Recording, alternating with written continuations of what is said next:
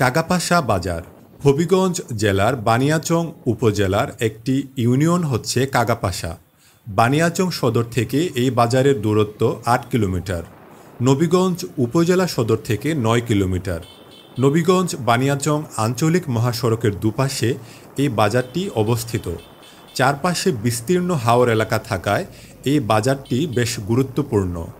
বর্ষাকালে এখান থেকে নৌকায় করে বানিয়াচং উপজেলার বিভিন্ন জায়গা, আজমিরগঞ্জ, এমনকি পার্শ্ববর্তী সুনামগঞ্জ, কিশোরগঞ্জ ও নেত্রকোনা জেলায় যাতায়াত করা যায়।